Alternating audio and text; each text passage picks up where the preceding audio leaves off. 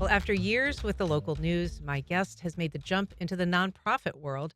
Here to discuss the work of the St. Johns County Parks Foundation is its brand new executive director, Marithza Ross. Good morning, Maritza. Hey, good morning. So, a lot of people will know you, of course, from your on air life. You did traffic, you were the meteorologist at Action Action News News Jax, Jax and yes.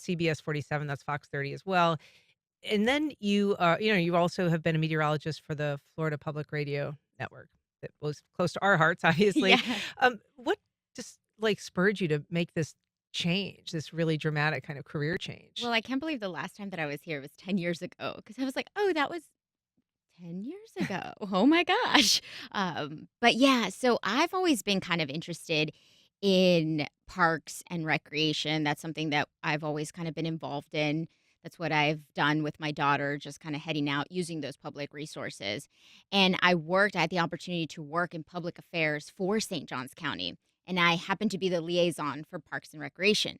So I really got to see a different side to what it's like to be a staff member working alongside Parks and Recreation. And coming from the broadcast side, you're on the other side. So I got to see these different perspectives, and I really started to establish a sort of appreciation, a deep appreciation for what they do and how this public service is so essential for not only just me, but for my family, for our friends. So tell us about the foundation concept. The Parks Foundation is, an independent nonprofit, but it helps raise money for the Parks Department in St. Johns County. Why create a foundation like this? So that's a very popular concept across the country. The foundation, though, is new. It was incorporated in 2021, and it was funded by the county in 2022. Now, that is important because we serve as the fiduciary. We kind of help advocate for not only the parks side within the county, but then also the community side. So we're able to really become this bridge for the public and private sector, which is something that's very essential. And fundraising obviously is a big part of what you do. And so you're kind of able, I guess, to reach more into the world of grants or philanthropy or donations in a way that the county can't. Yeah, especially with private donors. That's something that cannot be done. And that's something that we can do. Find private donors, large gift givers for the big park projects. We have several new parks coming into the area. So we're able to kind of liaison those kind of donations and those kind of gifts. And even also for the smaller programs throughout the entire year, we have so many programs that Parks and Rec offers at a low rate or in most cases free, and they're just open to the public at our beautiful parks.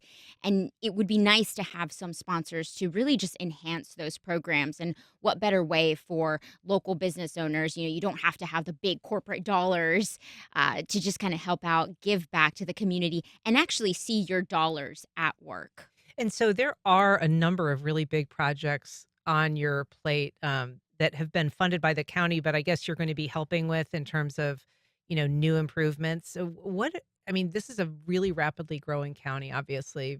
I'm guessing recreationally challenged in a lot of ways because of that. So what changes are people going to be seeing to the parks in St. Johns County in the next couple of years? Well, there's definitely some growth, obviously, that we've seen throughout the county. So, with that growth, there are plans to develop new parks and obviously develop the programs as well for those parks. Now, some of the things that we have done now, the foundation, well, we don't build the parks. Mm. That's not what the foundation does, but we will sort of enhance those amenities for our public, whether it's a water bottle fill station, which is a project that we've already done in partnership with the Nocatee Rotary Club.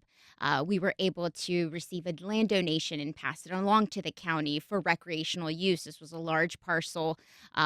We've in our short time, in the short existence of the foundation, we've provided about just over $1 million in assets from three projects. The Canwright House, which was a very well-known project because it was all over the news when you saw that house on 312 going over the bridge. Yeah, this was the house where Martin Luther King Yes, Jr. that was. was the Canright House moving over to Collier Blocker Puyer Park. The foundation, the board was able to secure the state funding to get that house moved over to the park. So those are the things that we do kind of behind the scenes that a lot of people don't necessarily think about, but Yeah. that's what we do, which is wonderful. Well, it is so nice to kind of get a sense of what it is that you're doing now, Maritza. We really appreciate you being here. Good luck with the foundation. Thank you so much. All right.